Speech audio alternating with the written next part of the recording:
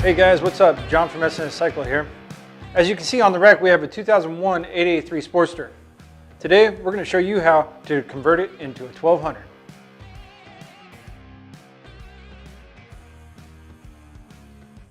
Before we get started on the teardown, let's talk about the S&S 1200 conversion kit. What comes in the kit?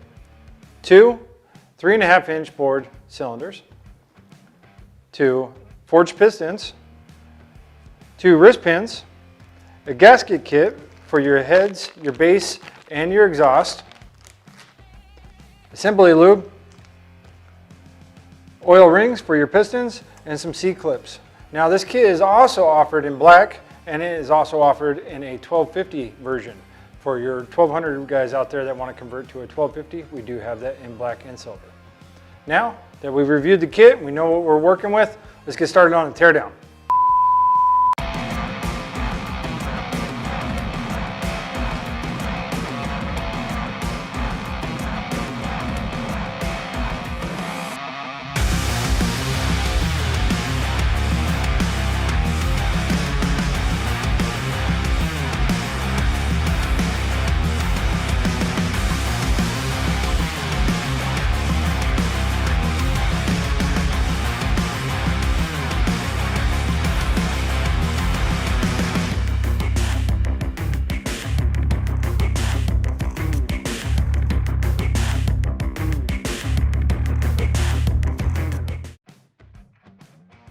Now that we've disassembled the top end, we're ready to install our 1200 kit. A couple things to do before installing the kit.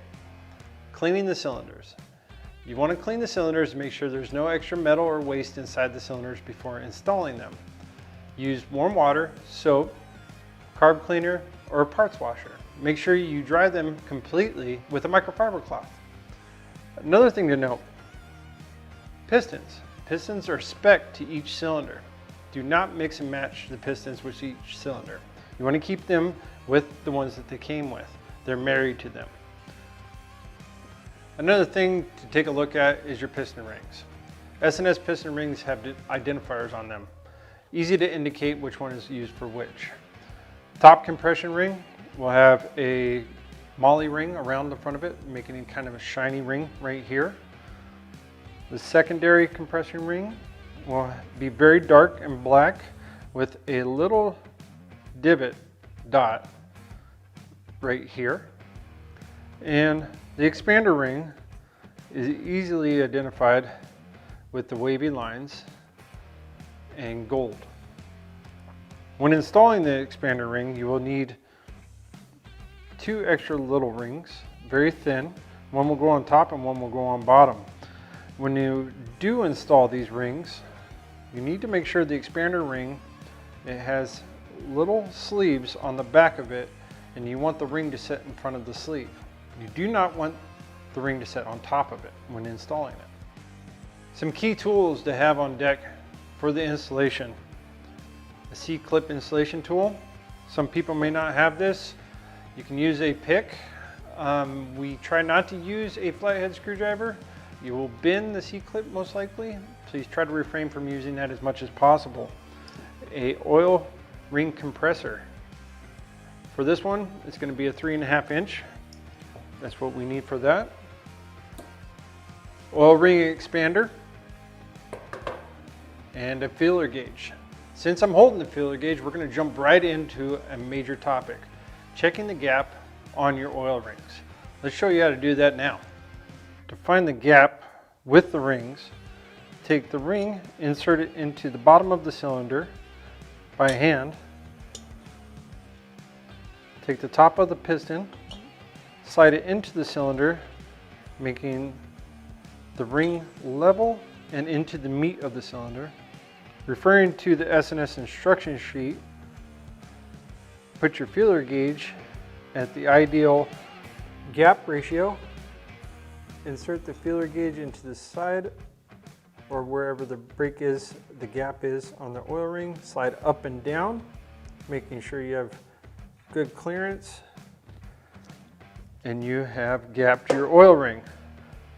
Repeat for all other rings. Now that you've checked the ring gap on all your rings, You're ready to install the rings to the piston. One thing to also note with the piston, there's an arrow pointing down right now, but it also says forward. So you want the piston to always point forward in the engine, So when you do mount it, we'll review that one more time, making sure that the piston is pointing forward. To install the oil rings, first one you want to start off with is the expander ring. Making sure the humps or grooves are facing to the back, and you want to have where the gap is, make a W pointing up. Start from the bottom and work to the top.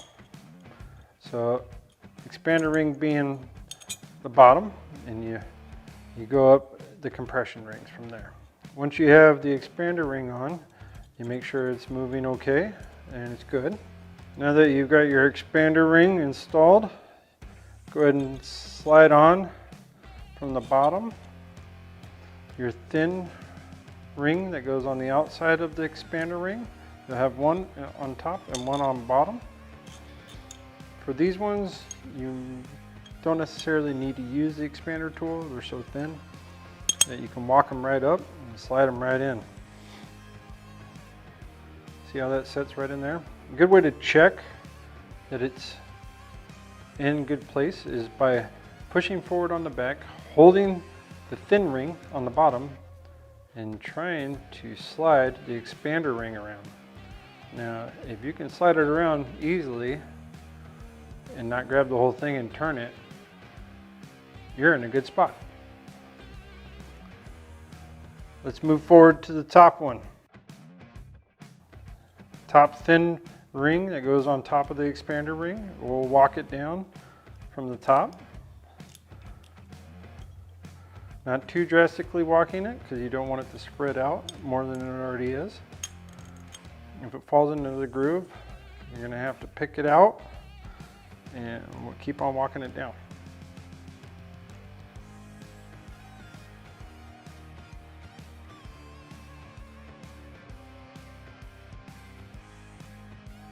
Okay, now that we have both of our rings in there, it looks something similar to this. And again, you can check by rotating. If it rotates all together nice and smoothly, that means it's smashed together, and we should be good to go on the expander ring.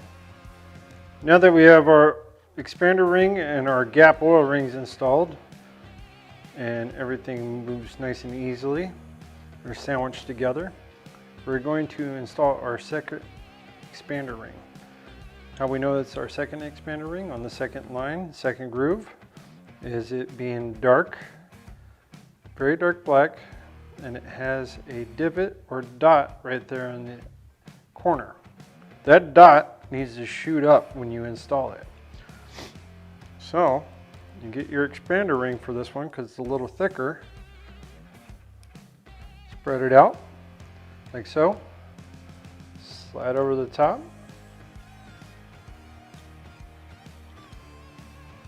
You lock it into place and you release. Might need a little bit of hand finessing there to get it to lock in.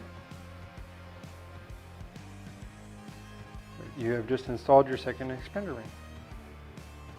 Now that we've installed the second compression ring, we're going to install the top compression ring the same way we did the second compression ring on the top outlet using the expander tool. Opening it up, sliding it over the top, getting it into its slot, and releasing. And also to remember, the way to identify the top compression ring is with the moly outline, the chrome moly outline on the outside of it. It's shinier and it's a lighter gray than the second compression ring. We have just installed all of our oil rings.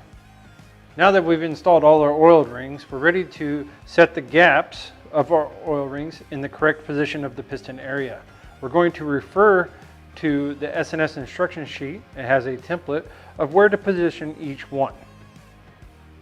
Referring to the S&S instruction sheets, we're setting our gaps within the piston area. The top ring gap, top compression ring, would be right here. The second compression ring gap will be right here. And then the little bit of the harder ones is the oil rail gaps. Oil rail gaps, you're going to have one right here and one right here. The expander ring gap will end up being right here. Reposition all the rings to showcase the gaps in those correct orders before installing into the cylinder. Now that we've set the ring gaps in the correct place of the piston, we're going to repeat the same process of installing the piston rings on the other piston for the other cylinder, making sure we keep that piston in a generalized area with the cylinder so they always stay married. So we're going to go ahead and do the same process on this one. Now that we have installed the oil rings and we have repositioned the oil rings with the gaps being in the correct locations within the piston, we are ready to install the piston on the connecting rod. Before we did that, we actually installed some tubing. This is just normal rubber tubing that you can buy at any hardware store. It helps prevent any dinging on the actual piston when installing it to the connecting rod. Before installing, we're going to use some engine lube. We're going to insert some engine lube inside the piston using our finger, rubbing it all around, making sure it's nice and greasy.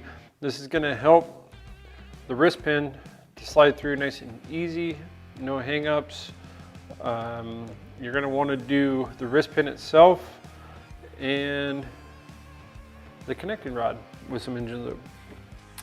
The engine lube is provided within the kit, so it makes it nice and easy. You can get this done.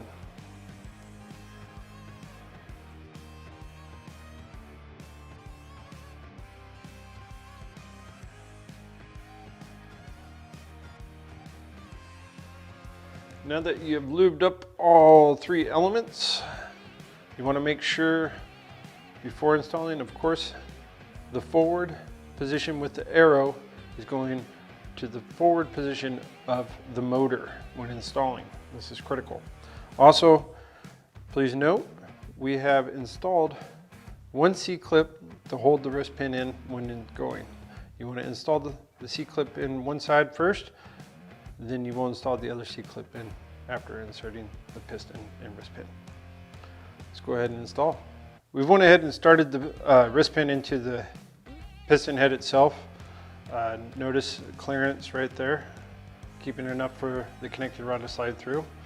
And take the piston, lay it on top of the connecting rod, and you kind of dance back and forth until you find the hole. Once you find the hole, you can slide it through. Like so. Push all the way as far as possible, and you're ready to insert your C-clip now. Now that we've made sure the wrist pin is completely pushed as far as it can go, just wiping it clean just a little bit, and we're going to install our C-clip. A couple things to note real quick before installing the C-clip. We did stuff the cavities of the case itself with some shop rags. This helps preventing any type of C-clip falling down in there. You never want that to happen. Other thing to note, when installing the C-clip, you want to make sure that it's completely seated. We'll review that again after I'm done using the installation tool.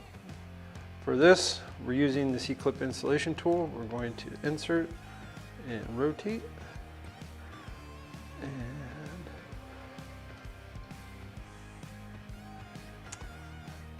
once you've installed the C-clip within the groove of the piston, you want to double check and make sure that it's fully seated by taking the end of a screwdriver, just pressing it all the way around, making sure you don't hear any type of snaps. Now this is a good thing to do a few times. Not too many times to do it. You don't want to see clip popping out inside of the motor. Other thing to take a look at is when we installed the C-clip, the open position of the C-clip is located up here, leaving room down here for a full round part where you can reach in and remove the actual C-clip. You never want to put the open position of the C-clip in this little opening right here. It'll be really hard to get out. Okay, now that we've doubled and triple checked our C-clip, making sure that it's fully installed, we're going to remove our shop rags from this side to get ready for installation of the cylinder. Remove our rubber tubes and install our new gasket. This is our new base gasket we'll be using. We also have new gaskets for the heads. Make sure it lines up and seats correctly. Perfect. Now we'll grab our oil ring,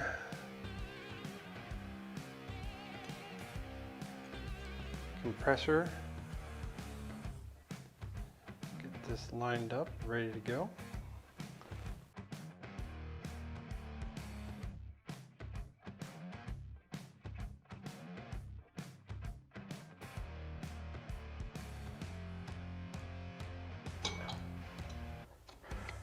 All right, almost got it on.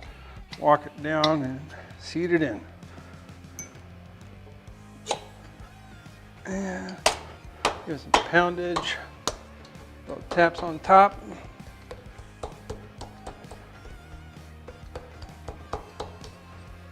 Make sure it's seated in there. And take one of your shop rags that you had. Clean up the top real quick, get any excess nonsense. Lubrication, oil, any type of fibers. Give it some pounds. Seats in very good on the seal down here. Take a check all the way around the cylinder. Make sure looks good. Now we can repeat the process for the front one.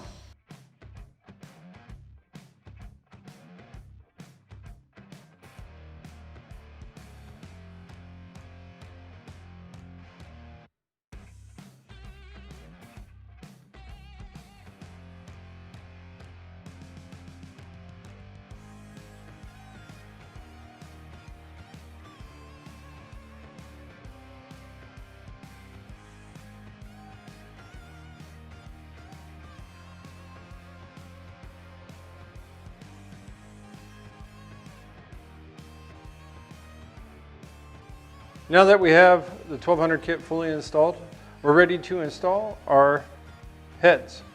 Just a note, the plugs in top of the cylinders that feed into the heads to help guide them into place, you have to press in before putting on your head. We're going to start with the rear head first. Following S&S instructions, there's a torque sequence. Putting the gasket on. Very good. Taking the rear head, we already have the push rod tubes kind of set in there. We're going to set it right on top and line everything up. Those push rod tubes will dance a little bit, so that's okay. And you kind of guide her in the pot.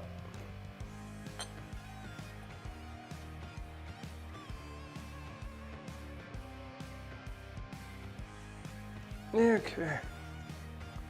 We're all locked and loaded and ready to put in our bolts.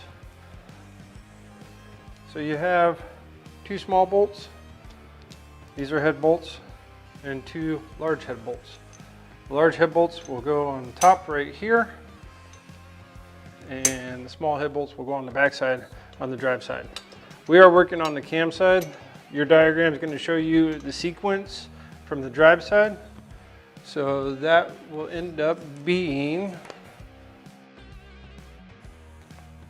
number 1 is back here, number 2 closer to the front tire.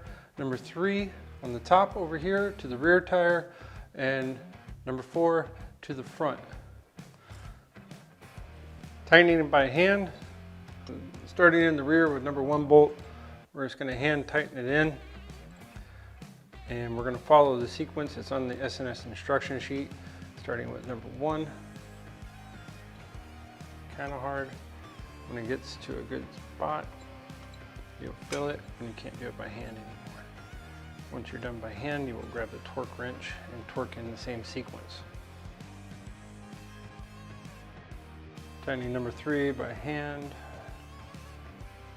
and number 4. In the same sequence, we're going to go ahead and torque these down now. First torque pass is going to be at 10 foot-pounds of torque. That was number 1. Number 2.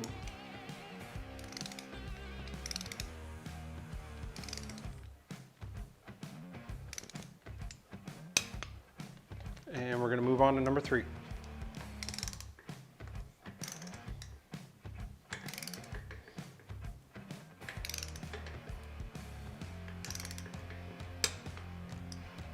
Number 3. Number 4 is torque. Starting with number 1 again, we're going to go ahead and re-torque everything at 15 foot-pounds of torque for the second sequence.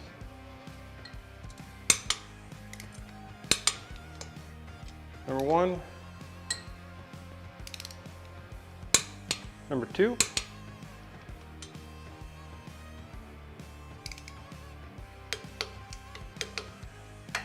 And number 4 to finish it out.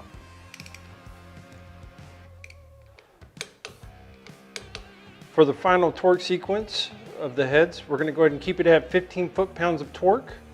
We're going to turn the bolts 1/4 turn or 90 degrees, and just make sure the head is sealed to the cylinder.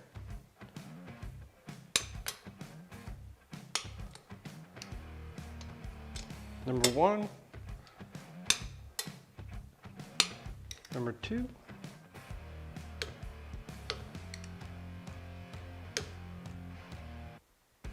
number 3, number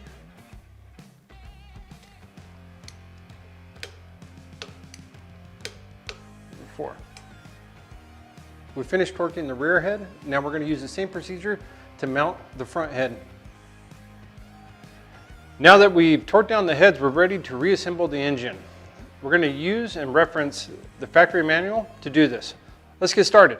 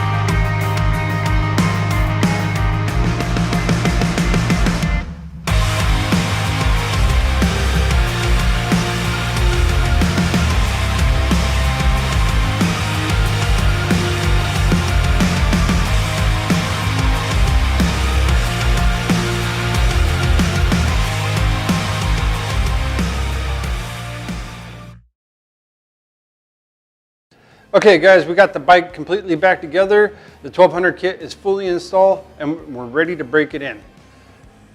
How to break in the motor. Heat cycles to start off with. 4 heat cycles. The first of 4 heat cycles being turn on the bike, let it idle, make sure it turns on, it runs, no leaking, oil flow is good, turn it back off. Let it cool all the way down. 2nd through 4th heat cycle is going to be the bike turning on, not using the throttle. Let it warm all the way up to about 150 degrees, then turn it back off, let it cool all the way down. Now after you're done with that, we're going to take a mile ride, make sure everything is good, shifting gears, no leaking, come back, let it cool all the way down, and then you have your 50-mile ride. Your 50-mile ride is you riding normal, keeping it easy, good flowing, no lugging, no high RPMs, and not engine braking. Do not engine brake. After 50 miles, you're going to do your 500-mile oil change, of course, but you're going to go into your 1,000-mile break-in period. Your 1,000-mile break-in period is normal riding, no engine braking, no lugging, and you want to try to keep it around 70 miles an hour at the max. So let's go ahead and start breaking the motor in.